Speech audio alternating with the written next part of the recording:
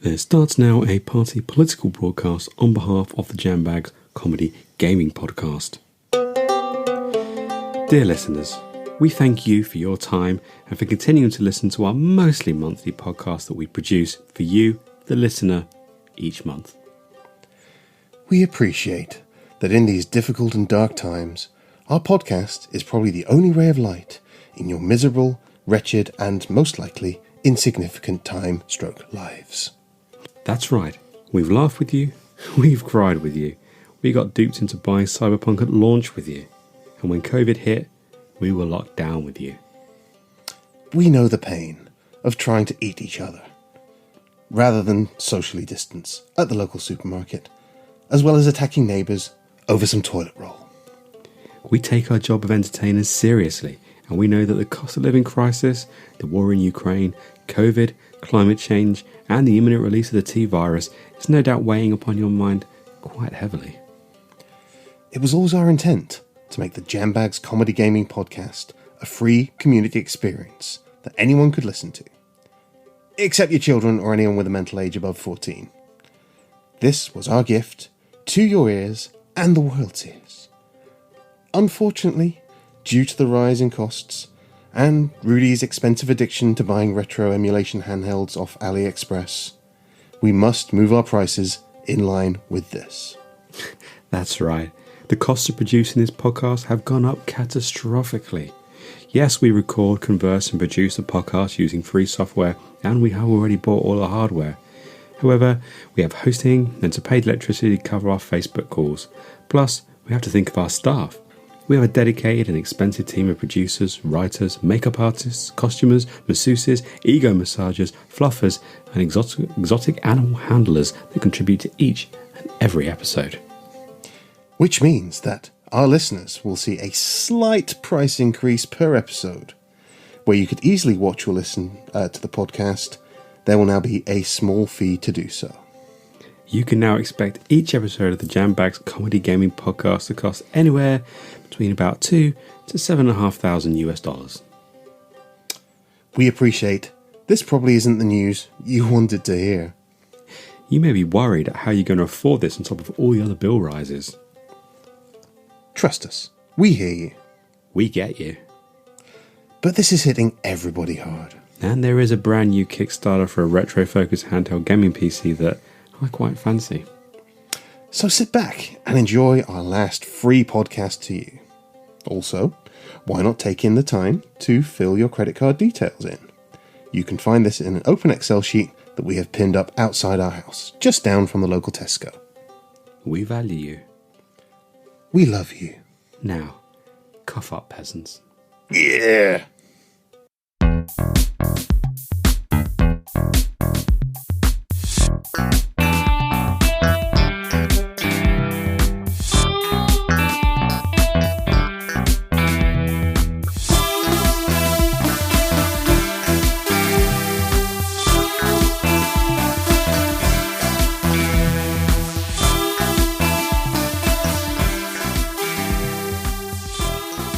And hello Jambaggers, welcome to the 50th episode extravaganza of the Jambags Comedy Gaming podcast. Thank you for sticking with us that long, if you've been with us from the beginning, or if you're new here, it's very, very nice to have you here. Thank you for coming to see us. Yay! I am your host, Mr. Dante Rodriguez, and this is my esteemed colleague, Mr. Rudy Manchego. Welcome everyone. It's been 50 episodes, Dante. I mean, that's 50 episodes. Yeah, I mean, there's been a couple of specials in there, but this is like 50 mainline episodes. That's what really counts. Yes. And I don't know about the maths, but that's a lot of episodes. That is mathematically a lot of episodes. I completely agree. Are we doing anything special for the 50th episode, Rudy?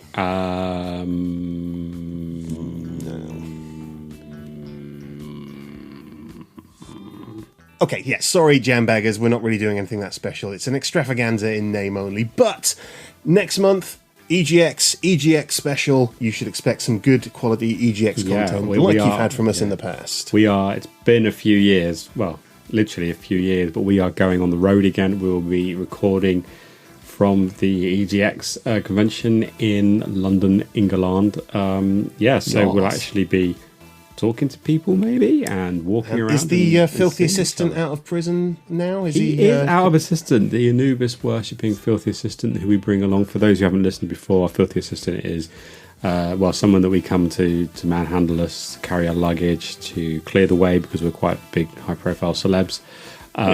Get us fast sandwiches, get us food. Occasionally, tell us how good we're looking.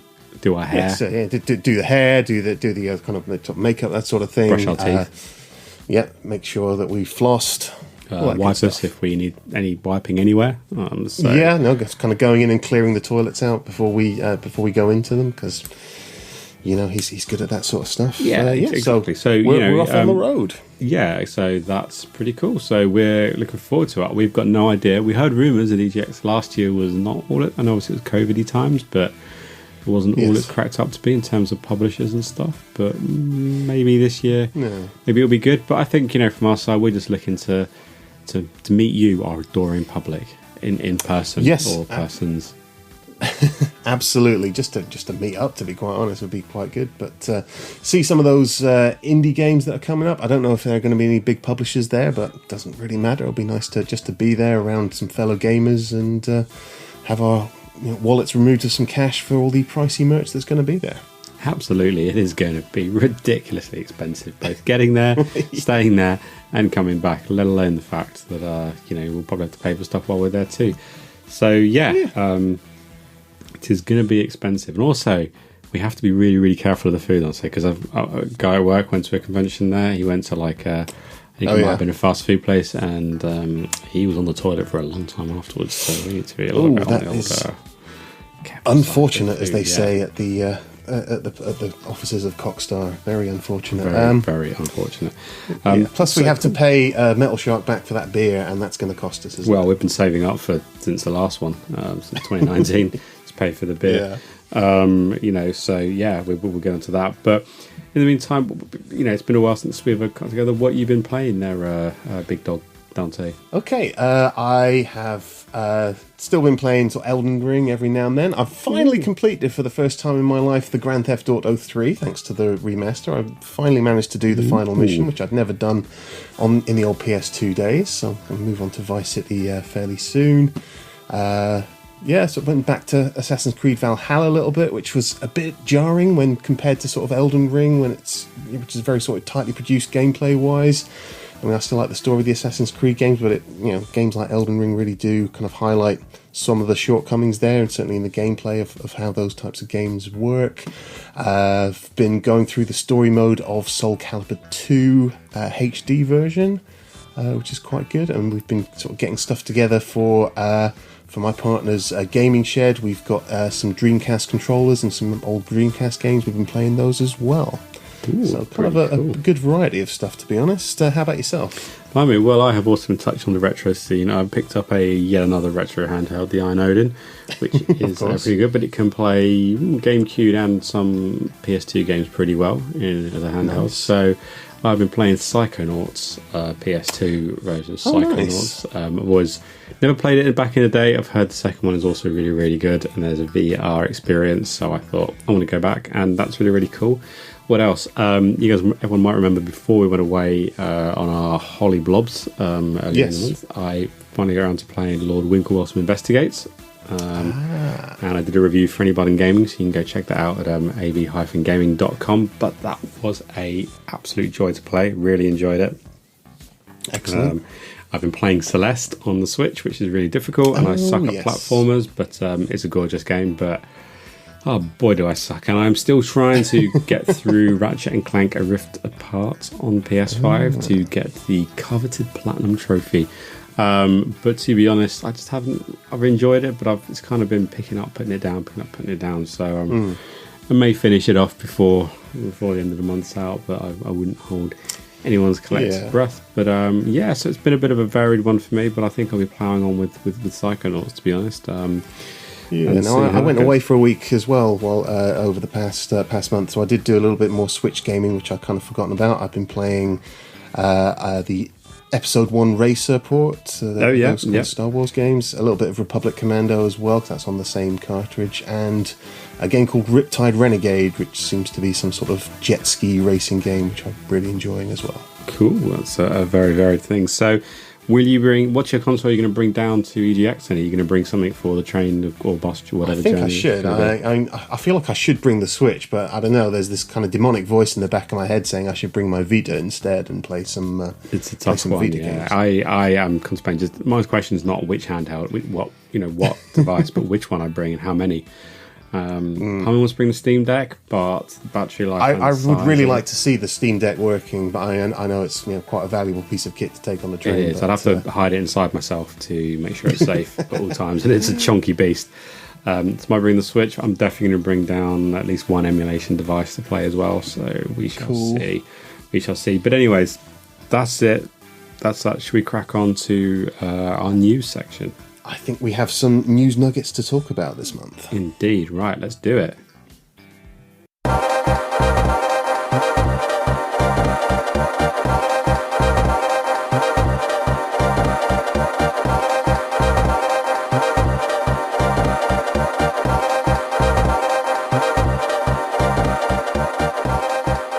And hey Jambags, welcome to From the Jambags. That's our monthly news segment where we go through all the bits and bobs of the gaming world, give you the juiciest gaming news nuggets direct to your ear flaps. Absolutely right, yes. All the things that you need to know about gaming, but you're not kind of motivated enough to go and find it in other parts of the web. Yeah, exactly. We bring those to you, Jambaggers. Exactly. A quick Google is beyond you, so let's just absolutely let's just talk about it. So this one's a pretty big one, actually. It touches on what we've had to deal with the cost of living crisis with our podcast and a potential addiction to buying retro handhelds.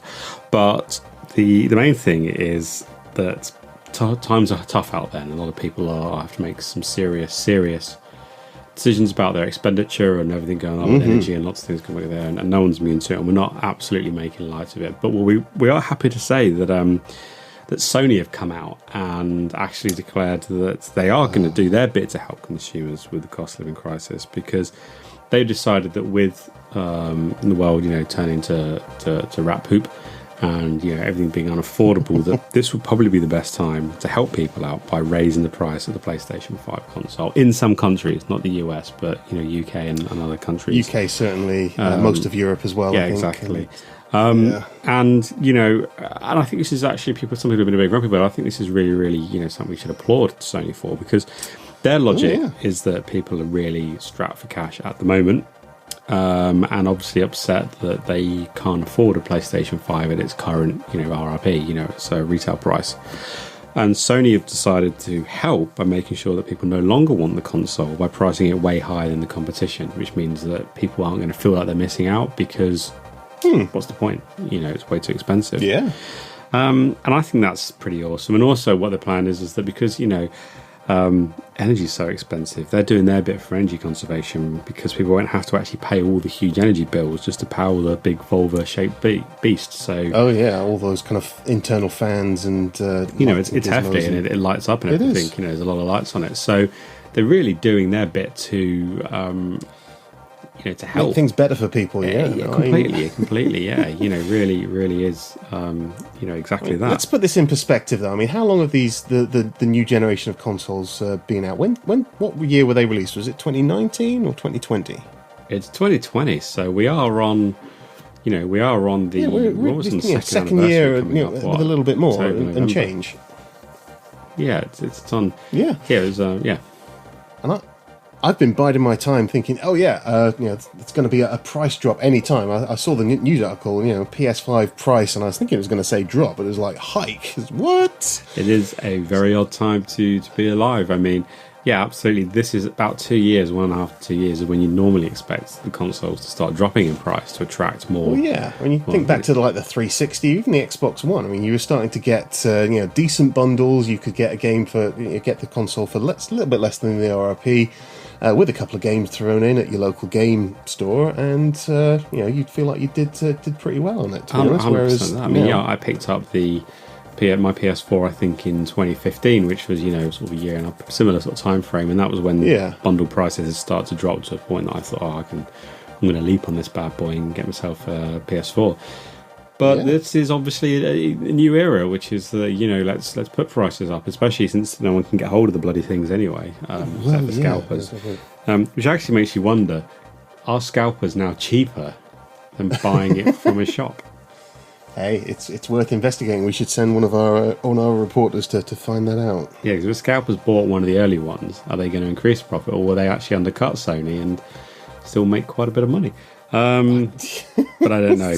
It's a difficult one. But that's pretty serious. But you've got something coming up here from some regular that we normally regular publishers that we talk about a lot. Yes, absolutely. Those regular features on our podcast, those good-ish folks over at Digital Paintings, or DP as we like to call them, they have released another year's installment of their long-running American football simulator, Hard Tackle. Hoping that nobody will notice that it was exactly the same game. Some of the old bugs removed, some new bugs put in to replace them, and just been repackaged and sent out to the public. So standard kind of DP way of doing things, wouldn't you say, Rudy? It's very much what DP do. They apply a lot of pressure into those two places. Yeah, they really do, and they put a lot of stock in their brand loyalty. And again, there's lots of reviewers coming out and streamers, even some American football players have come out to slam the game, saying that it's kind of broken and buggy and all that sort of thing. We've got some really tough quotes here about Hard Tackle. I think there was one quote from a major league player saying, "Hard Tackle has gone soft," which is scathing, absolutely. And another one said, "Yeah, don't play with Hard Tackle," says another one of these industry giants, another one of these streamers who also used to be a sports person. And finally, very, very scathing, "This tackle is barely even a tickle." Oof. I mean, that one sounds a little more erotic, actually, but oof. Oof. Would I have a tackly tickle or a tickly tackle? Tickly tackle, yeah. I have a tickle. Yeah, so again, we go back to the source to, don't know why he still takes our calls, but Rand Morbucks did take our call and sent us back there's an email rather than a call. It says, IDK, I don't know. You morons are all going to buy it anyway, so why TF should we even bother trying? Well, I don't know what IDK or TF means, but I think I get the gist of what he's trying to say. Yeah. Again, it's that brand loyalty, isn't it? And apparently, even with all these bad reviews and all these reports, it doesn't seem to have affected the sales of the product. So I guess who are we to argue? I mean, yeah, it's almost like Rand is pretty much right and spot on the money. Yeah, which is not something I thought we would be saying in this particular episode. But yeah, Rand, smart business guy, sadly. Yeah, I mean, tackle's barely a tickle. I'm still stuck on that, to be honest. That's a great, great quote. Barely even a tickle from the tackle. That's not something you want said about your hard tackle. That is very. Yeah, you do not want someone saying you've got much tickle in your tackle or tackling your tickle. No, I mean, absolutely. Wow. Not. Well, I mean, but I guess it just goes to show that a brand name like Hard Tackle is going to sell on its own. Yeah. Exactly, it does seem to be. Anyway, so moving on from a long-running sports franchise to a very beloved sort of, I guess, retro game classic franchise from the point-and-click genre. Yeah, what have you got for us, really? Don't say you're quite old, right? Yeah, I'm super old. I mean, you're older than me. Well, no, for a start. Very, like a couple of months older than you. You're still older than me, right? Get on with it. Yeah. And you used to play old PC games, didn't you? And games on PC and Amiga and all that kind of stuff. I actually played the first of this particular series that you're about to mention on the Commodore Amiga. Good Lord Almighty, you are old. I know. I don't even know what one of those things is. Of course you do. You buy more retro tech than I do. Do you have one of those? No. No. Okay. But I don't even know what you're talking about. In fact, I don't even know what I was buying. But so the Monkey Island point-and-click series is an absolute classic of the genre. I can remember playing, I think, the original Monkey Island. I think I played it around someone else's house, but, we played through a lot of it. First two games are considered, to be obviously sort of trilogy remasters. Now, it happens in multiple sequels after that, but the first two are the ones that came from the same creators. Yeah. And they had some fairly sympathetic remasters on, I think, Xbox Live and the online marketplace and stuff like that. And they still played really well. But they fully voice-overed it. The humour still worked for me anyway. Exactly. And, it's absolutely classic. So, and fans have been, understandably demanding and wanting a sequel from the original creative team for all these years, and now in 2022 they finally got it, and the fans are livid that it doesn't look quite how they wanted it to. Yeah, I know. Just slight kind of expectations there. Was it the art style? Then it's the art style. So it's got a different, unique style to some of the previous installments. Even though 2 and 1 had a difference between them and have been stylistic updates, they don't like the art style. They say it's not what they want to see. It doesn't feel like Monkey Island.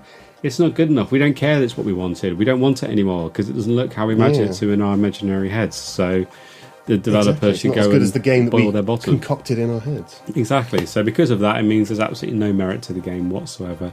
And, to the point of, mass amounts of threats and, and pretty much doxing and horribleness to the actual developers, to the point that it's driven the main series creator off social media. So, and, you got to wonder a little bit, did you deserve it? I mean, I think maybe the developers did deserve it by, Yeah, I know, but how dare they try and make a game that everybody wanted? Yeah, I mean, they've gone out there, everyone wants the game, but they haven't checked with everyone if it was going to look the way that people wanted it to look. And you think, well, that's not good business. That's not good market research. No, absolutely not. Now, obviously, people wouldn't have liked it if it had just been looked exactly like the original sort of pixelated one, because they'd been like, well, technology's changed a lot. And now we're in a position that you can animate anything pretty much that you can draw nicely on screen. But obviously people don't want that, so they should have realised this and fixed it a long time ago. They absolutely should. I mean, when are people going to learn? It's like Mass Effect 3 all over again. I mean, what they should have done with Mass Effect 3, if people didn't like the ending, is to go out and tell everybody what the ending is to see if they like it before they actually made the game. Completely. I mean, this is like a self-made problem by the devs. They should have trialled multiple art styles with as many people that like the original games as they are, and then basically whichever one gave them the less death threats should be the one that they go with, obviously. But they didn't do that. They just tried to have some kind of artistic integrity, and look where it's landed them. Right in the Monkey Island jail.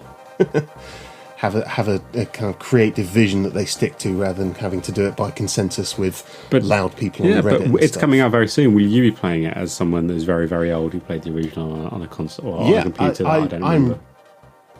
I'm really looking forward to it. I mean, to be honest, I'm not mad about the art style. It's maybe not what I would have picked, but I'm just really happy to have a Monkey Island game out there.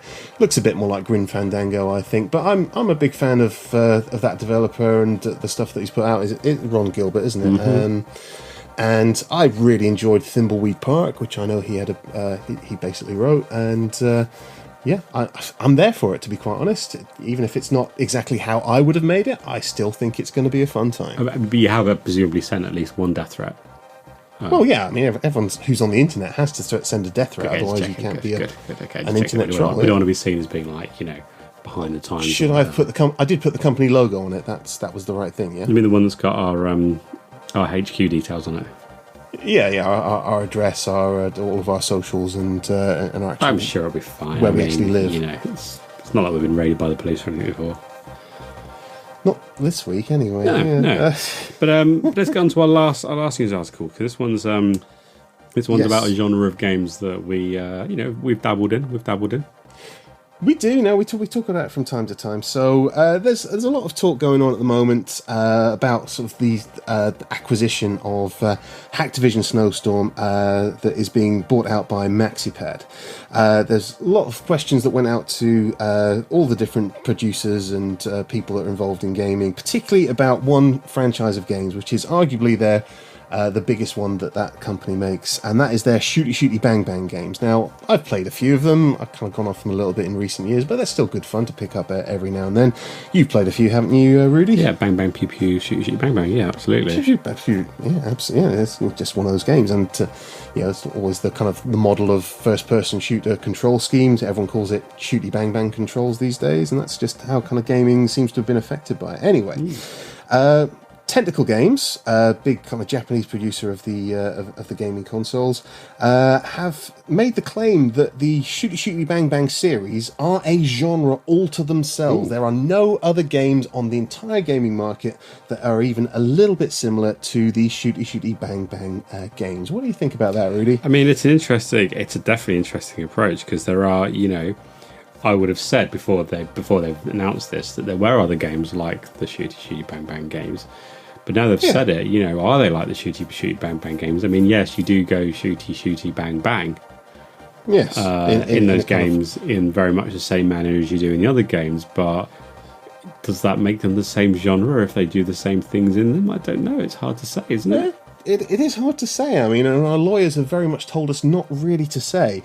But a lot of other publishers did make the point. Yeah, we do. I did check with the lawyer before talking about this one. They told me to be very careful, but I never listened to them. The publishers say that the games like Battleground, that's a very popular series of games, kind of Battleground Bad Dudes is kind of one of the offshoots of it. Counterattack, I mean, that was an old PC game that I kind of got into. So, you probably remember that, yeah. Because I'm so old and you're some sort of whippersnapper. Oh, yeah. And one of my old favourites, the Medal of Does War Real Gooder series. Oh, yeah, I mean, those were the Medal of Does War Real Good series was just very gritty. Gritty. I feel like it was like the underrated, maybe slightly better than that one there, but just didn't seem to get the never really got past the the 360 one. It had a couple of lackluster entries, I think, but it did do War Real Good.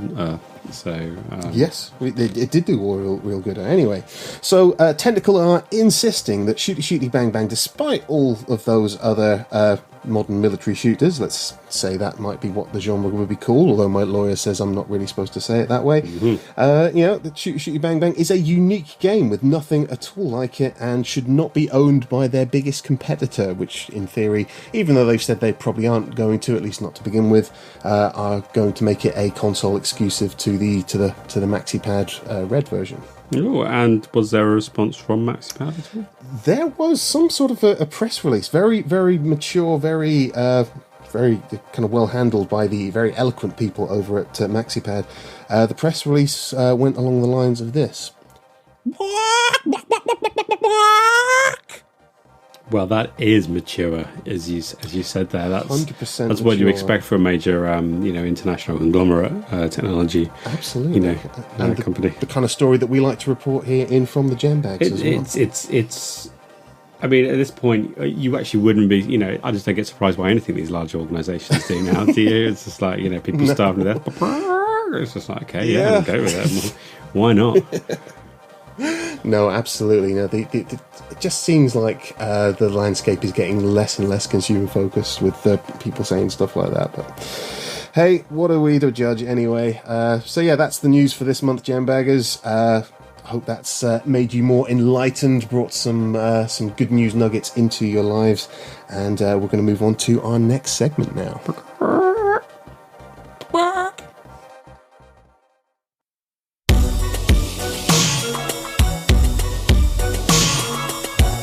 State to the Gaming Nation.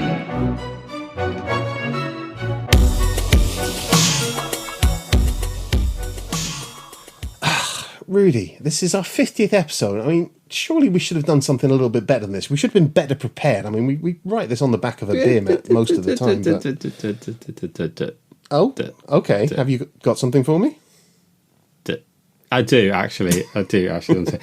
Just close those sweet lips of yours for just a second, while I just announce how we are going to make this a 50th episode remaster. You see, the thing is, do you know what 50 episodes means?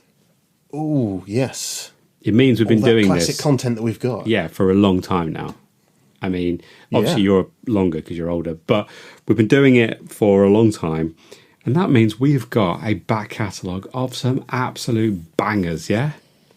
Oh, yeah. No, we've done some great episodes. Right. No, 100%. So we've got that. And do you know what's really, really, really popular at the moment? You're going to say remastering, aren't you? I'm going to say, nostalgia. Nostalgia's really, really big. And you're right. If we remaster the nostalgic content that we've produced before, it will feel like new, and people will lap the living shittles out of it. Oh man, I mean, this is such a great idea. Really, why didn't I think of that? I mean, it always goes so well when people appeal to nostalgia. You know, it's never gone wrong for anyone. I mean, Ghostbusters Afterlife. Exactly. Anyway, but my point is that look, 2018 is when we started, yeah. Yes, 2018, I think. Yes, and that is a long time ago. Yeah, that's years ago. Yeah, and there's no real way for people to get hold of our old content, is there? No, apart from going back through all of our old. I mean, technically, you can get it on YouTube and you can get it on Spotify and all the other channels and stuff like that. But you have to search for it and go right and scroll down quite a bit because there's so many episodes. Scrolling down is hard. It's very hard. It can really damage your finger. People don't want to do that. People want the same. People want nostalgia, but better with their standards. I'm going to say that from a technical point of view and a production kind of view, we've improved. We are better than we used to be. We've got better equipment. We've got more equal mics. We've got better at mixing it. We've got post-production software. We're pretty good. So if we took some of the concepts of our earlier podcasts, and we kind of got some of our choice highlights from earlier podcasts, and now produce them on this podcast, we're gonna have it's a full remaster, and we can probably charge $70 for this remaster. So I don't know. Yeah, I would say $80 for a next generation kind of version of it as well. Completely. So look, I just think what we do is we just re-deliver some of the great content we've had previously. Just go back, have that kind of running bands and some news stories and some stories back and forth and talk about it.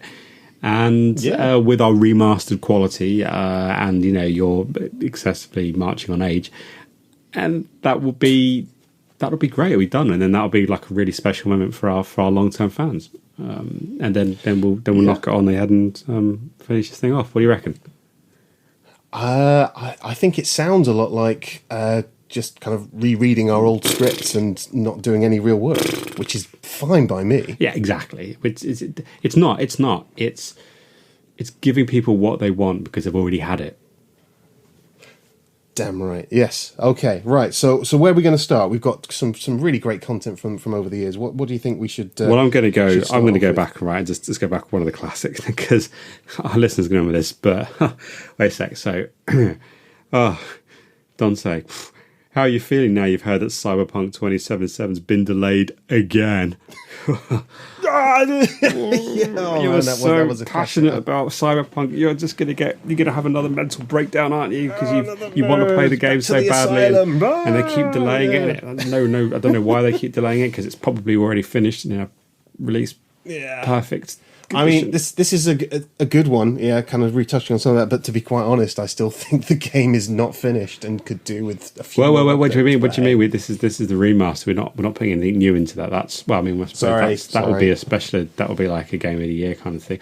No. So God, I can't believe how I hope you don't have another mental breakdown and go off the rails because Cyberpunk's not out yet. Go get a full fugue state and go and kind of tear up some people at the CD Projekt. Well, don't worry, it'll be worth it when it releases in a few years' time. You'll be absolutely worth it for it. Don't worry. It absolutely will. Yeah, it feels like I'm stuck in a weird time loop, but that is right. Okay, I've got another one. I think we should go back to that episode where we talked about the Ubisoft abuse claims and how fun times. Yeah, classics. Yeah, when we thought Ubisoft was the only producer that would ever kind of treat their stuff. I know. Can you believe? I'm just so glad that we live in a world where Ubisoft, have been emerged, that they've, been very, very abusive to their staff, and we found, and they're the only people that were doing it. And yes, they were only people that are doing and we also just know that this is going to be effectively dealt with by the organisation. Those abusers are going to go. There'll be a massive shake-up, the cultural change.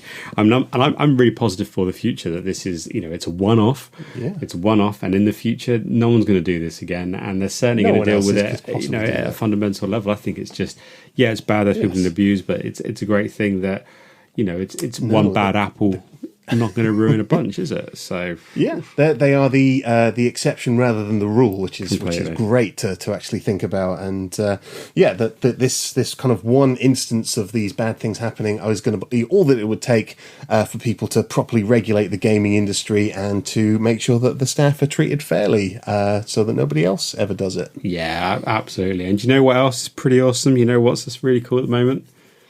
What's awesome at the minute? PlayerUnknown's Battlegrounds, PUBG. Oh, I tell you what. Biggest game in the world. Biggest game in the world. Battle Royale, brand new genre. Never going to be another one that tops this at all, or even exceeds it, or becomes a cultural phenomenon. Very, very much. Yeah, it's like that. Oh, it's so good. It's quite new, so you might not realise it, but you got you got 99 other players in an arena, and it's just like, Hunger Games, or what it nicked it from, Battle Royale, hence the genre, the Japanese film. And basically, you parachute onto an island, and then, the playing map gets smaller and smaller, and it's down to whoever wins, and whoever wins it is a winner chicken dinner. And I don't think that. Dinner. I mean, sometimes a game just comes out that it's so popular that it's going to be popular for years and no one's ever going to be able to challenge it. I think it's... Exactly. Yeah, nobody's going to topple that one off of its throne. No, it's got such industry dominance. This is just it's just going to stay at the top of the charts for all time. It will never leave. Absolutely. Hope you never leave. Yes, absolutely. Let's go back to one of our other scripts, which is completely relevant now and hasn't at all aged badly. Yeah. Is that the whole COVID thing won't take that long to blow over? I mean, first of all, I'm going to say, what COVID thing?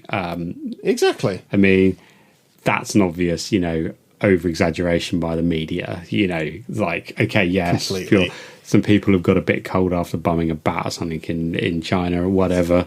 But it's not like it's going to affect, that's a long way away, and I'm all the way over here in the UK. It's not like that's going to be a problem. Yeah. It's mad. It's not going to dominate the news cycle or anything. I can just keep making jokes about Corona beer being Corona beer. Can you imagine drinking that? Great. Make you ill. Bit of lime in the top. Whatever. Oh, yeah. I mean, it's absolutely not going to fundamentally change our fabric of existence, caused by exorbitant death, huge death tolls, and also prove how stupid some people are when it comes to wearing life-saving gear and getting medicine that will save them. Because it doesn't exist, it's not going to be a big deal. Rights. No one's going to get, at worst, you might get a slight cough. We'll just let it just pass through us. Come on, we won the Blitz. Yes, blithe spirit, all that sort of thing. Exactly. Yeah, it's all going to be, it'll be gone by Easter. Oh, this is we got any more. This is quality content, Dante, that we're remastering. What else? What else you got? What else you got? There's one listed here. It says Dante thinks Fortnite is stupid and will never dream of playing Fortnite. Can you imagine if you, in your excessively old age, picked up Fortnite? It would be like, oh my god, what an absolute knobhead you'd be. I mean, just a massive dickhead. I mean, I can't understate just how much of a complete turnaround that would be for you as a person, and how much of it's a complete cock. I don't even know what Fortnite is or who you are.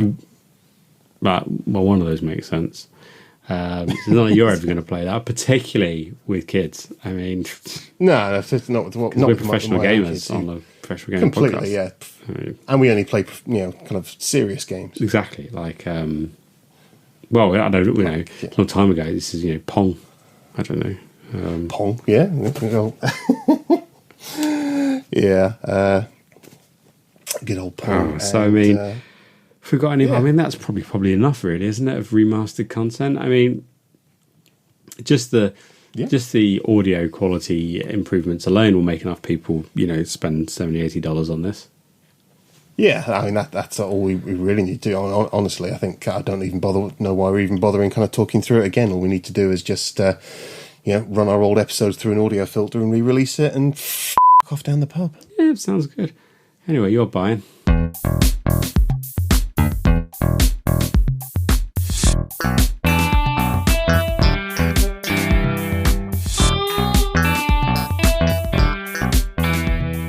And hey, Jambaggers, this comes to the end of another Jambags Comedy Gaming podcast episode. But it's not quite finished yet because You, our dear and loyal listeners, have sent us some more questions for us to answer. And if there's one thing we can do quite well, it's read out your questions and then badly answer them. That means we don't have to do a great amount of thinking apart from when we come up with the answers. We don't really put any thinking into that. No effort at all. So we've got the first one from Metal Shark, which is, probably his last question before we have to spend a small fortune on remortgage our houses to pay for to afford EGX beer in London. But Metal Shark asks, what is the best multiplayer title to play drinking games with? He's already thinking about that beer when he's talking about drinking. So I was thinking, is this kind of like because last time we were at EGX, we all played Moving Out together, which was cool. We did.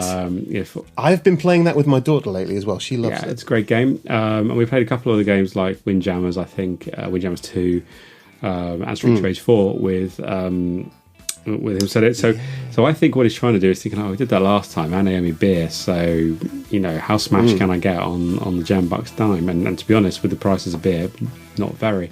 But not very at all. What's your thoughts, Nante? Let's get straight into it. So, the best multiplayer title to play drinking games with. I mean, the obvious one sort of springs to mind of something like Call of Duty, any kind of online shooter, or even Fortnite. Every time you die on your ass to some hyperactive 9-year-old and have to contemplate a life choice, you should probably take a massive swig of whatever alcohol you've got with you. Yeah, I think that would. I mean, in my experience, I'd be under the table in seconds on that one because there's always someone camping outside a spawn point that just, toasts me, and then I get really angry and swear at them, and then my wife walks in and sees me swearing at kids and, wants me to get help and all that kind of stuff. It's just, awkward, isn't it, for everyone?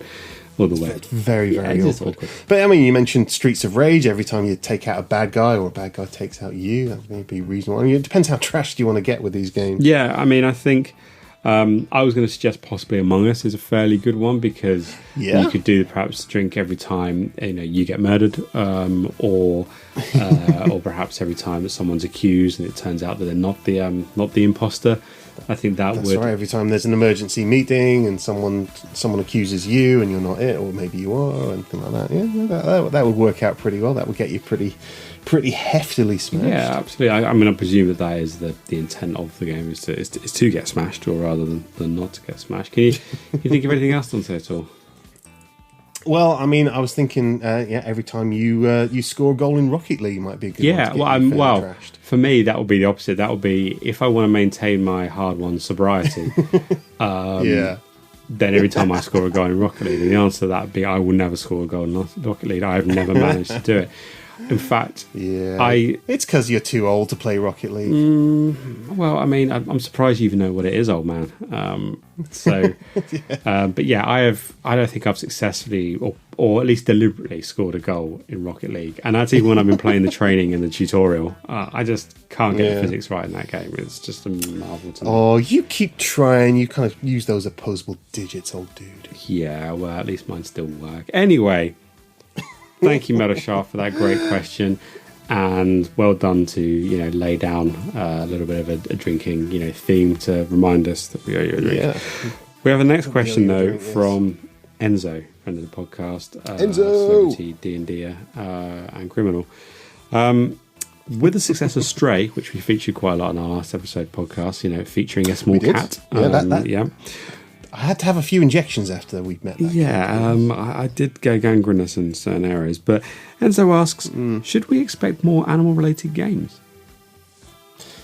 I mean, it's one of those things that if something makes money, then the industry is just going to keep doing it until we're bored of it. So I think we are going to be seeing lots more video games where you play as an animal protagonist of some sort. What do you think? I think that's the case. I think that what happened with, I don't want to preempt too much, is that we obviously had people said the same though, said with the Untitled Goose Game.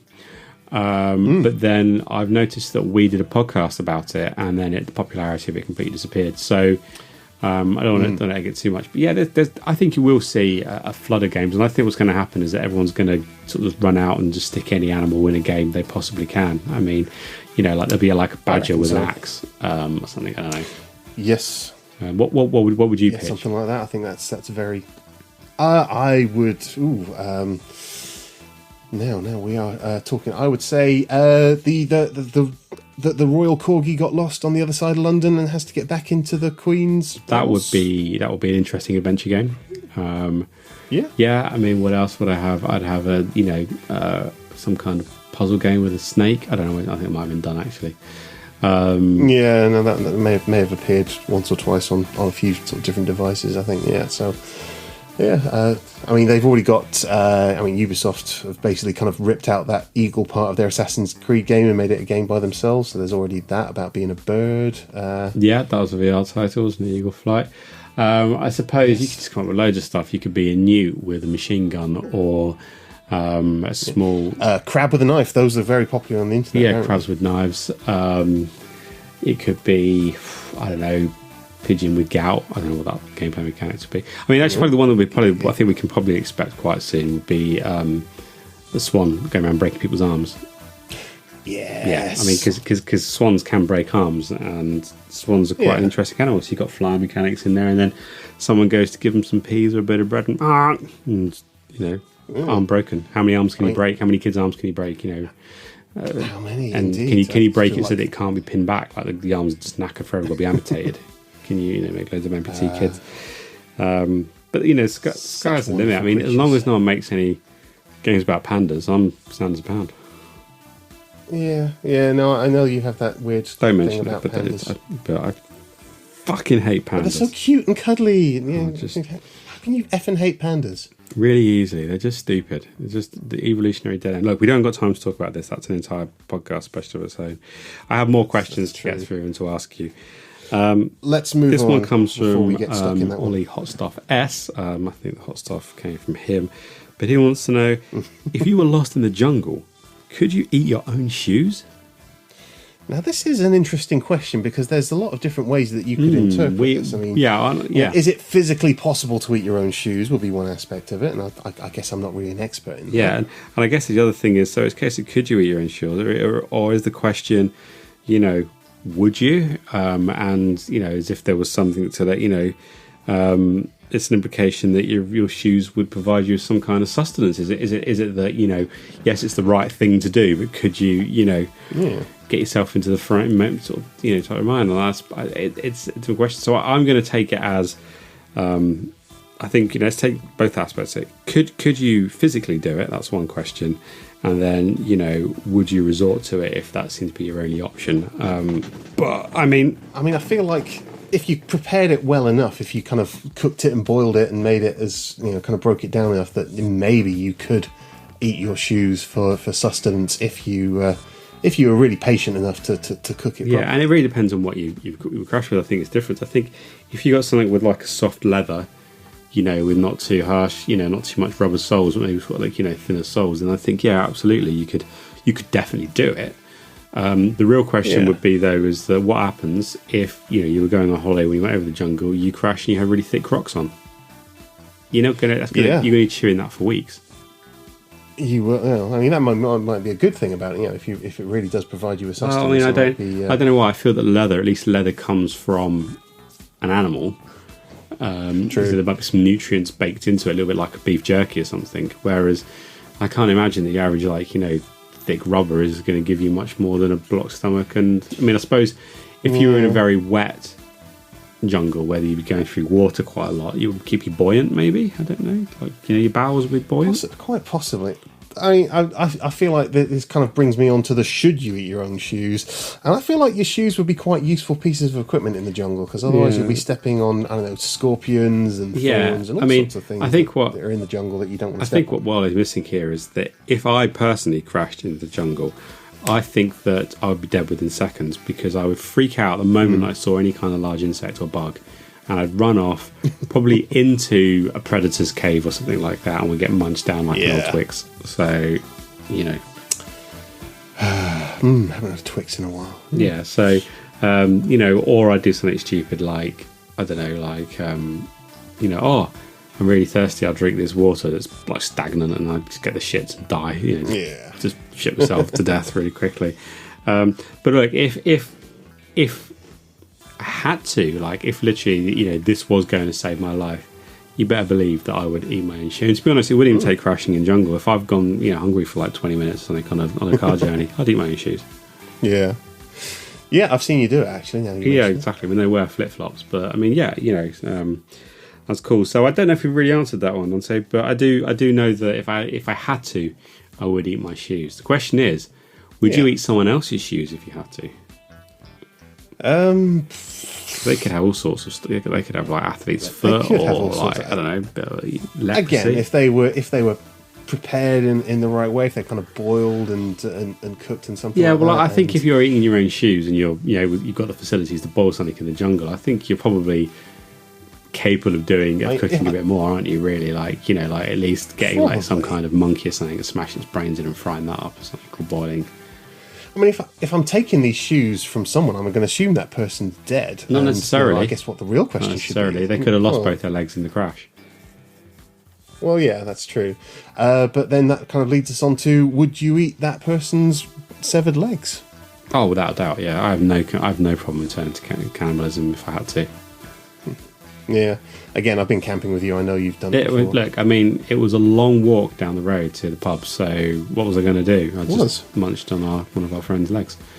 And oh, yeah, didn't we nearly eat each other in COVID as well? Yes, we did, but, I mean, extenuating circumstances, we've been through a pandemic before, obviously it made sense.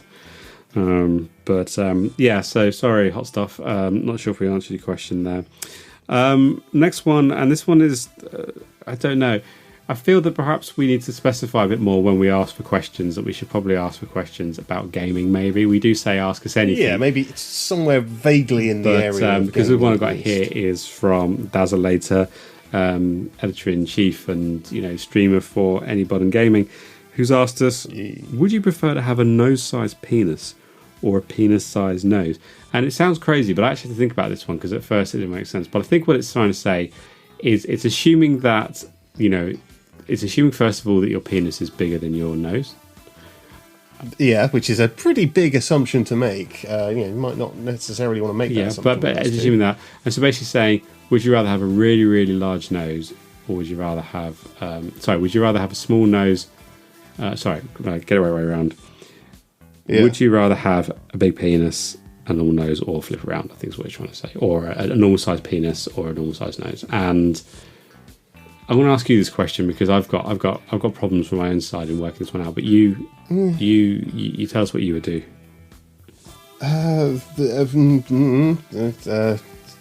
Everything's relative. I guess I would not mind. I guess.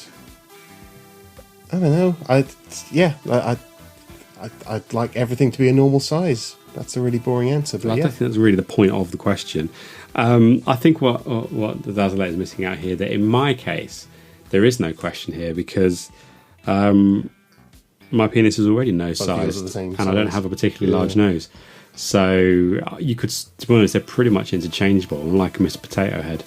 So just swap them around. No one's going to notice. There might be people might wonder why I'm playing with my nose so much, but and why my snot looks like that. But just yeah. But okay, so I think what you're trying to say then, Zay, is that you'd like a bigger winkle wonkle, but wouldn't everyone? Not necessarily. I mean, if it was too large, that every time you got this is definitely off gaming, but every time you got aroused, you passed out from blood loss. I don't think you wanted that big. Yeah. But I have one last question for you. Yeah, Dante. And this one's very relevant to you. It's from Canada, Squiddy B, who asks, which circle of hell is Dante stuck in? Now, this is quite a amusing one because obviously Dante's Inferno is a story about, there's many layers of the rings of hell and the layers of hell and the circles of hell, which is why people talk about being caught in the seventh circle of hell or whatnot. And obviously your nom de plop is Dante, so it's quite clever that. It's quite clever. Yeah. We don't normally get kind of literary references. But anyway, what circle of hell are you stuck in? I'm just still blown away by the fact that it's based on a book. I mean, I thought Dante was some dude from Devil May Cry. Well, I'm glad that people tune in for the Culture Vulture podcast that we are. But yeah, okay. Anyway, let's imagine it's one of those paper things that you don't know how to open or use. Yeah. Okay, so my own personal version of hell is to be stuck recording a podcast with a podcast co-host that continually thinks I'm older than him, even though it's only like a month and a bit. So that month and a bit would make you older than your co-host. Just a tiny bit. But that wasn't the question. Answer the question, Your Honour. No, it's like the defendant. Yeah. I don't know, whatever. Very, very slightly older than his equally old and curmudgeonly ass. Yes. I'd suggest that, quite a bit younger, particularly in attitude and nose and penis size. Let's not get into that. I'm joking. Everyone, don't go to the face. Okay, so my own personal version of hell. What would my personal version of hell would be? I'm thinking about a few ideas about what your personal version of hell My would be. one is pretty simple. My version of hell would be stuck for eternity in a music hall where at sort of 4 or 5, primary school aged, children play Lord of the Dance on recorders for eternity badly. Yes, yeah, that would definitely or go there. I mean, mine would be quite similar, but with violins. Or go on. Possibly being forced to watch the Star Wars sequels with someone that thinks they're better than the originals, arguing that they are for eternity. That would probably. Oh, man. Yeah, that would really hurt. Would you be able to argue with them, or would you be kind of sort of been made mute? You could argue with all these amazing arguments, and they just wouldn't accept them. They would just be like, "Yeah, but The Last Jedi is really, really good," and you'd be like, "Okay, but here's the reasons why it's not." And they'd be like, "Yeah, but you forget that it's really, really good." And you'd just be like, and get really more frustrated with them. And they'd be really condescending as well, and be like, "I don't think so. It's a really good film. I think you'll find that it's got some really interesting messages in it." Like that. That would be one of my ideas. Yeah.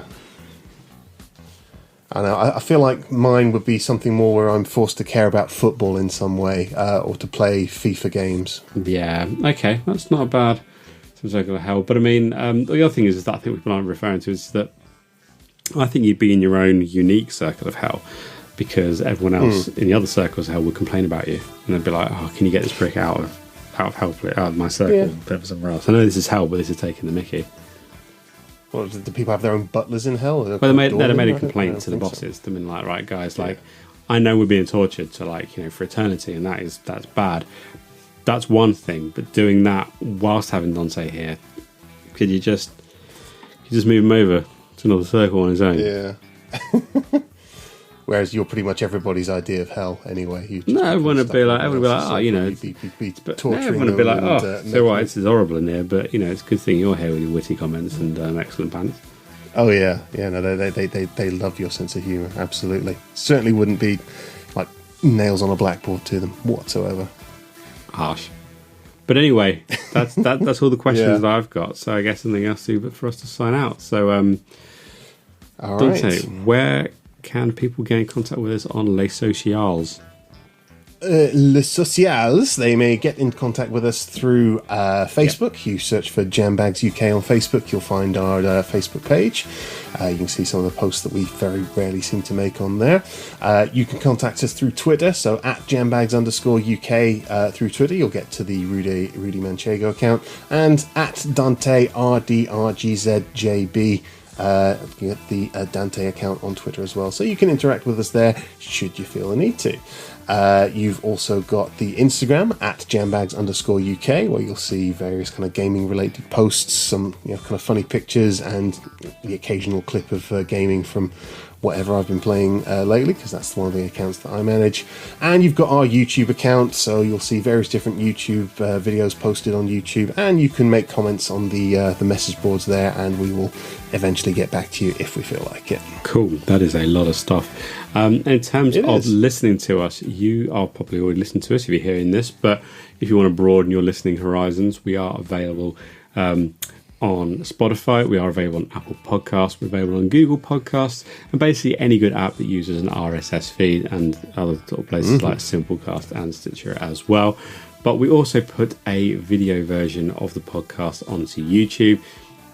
It's just a plain background, but you can listen to us on there. And in all those forums, if there's a way to interact with us, please do so. Like, subscribes, comments, reviews, all of those things if you can. Do us a big service, get us all on the up in the rhythms that are Al Gore, and and that would be great. So please do listen and join us next time for our 51st episode. Now we've got over the hump, 51st, and our EGX special as it is. And if you do ever happen to be stuck in a room with a guy who's basically your age but still seems to think you're significantly older than him, just smash him in the jam bags and then leave, like I'm going to do now.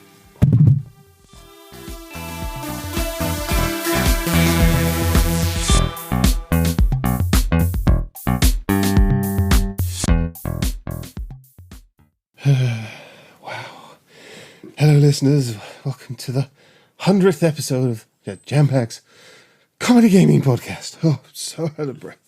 Hey, don't say how you doing, man. I can't believe we made it to 100 episodes. And you're all right. What are you doing? What are you doing in this old people's home? Rudy, is that you? Yeah, Rudy. We're doing 100. I'm so glad you made it, Rudy. I thought you weren't going to be here. I'm so tired, Rudy. Right, Yeah, sorry. Why are you in a wheelchair with a blanket over you?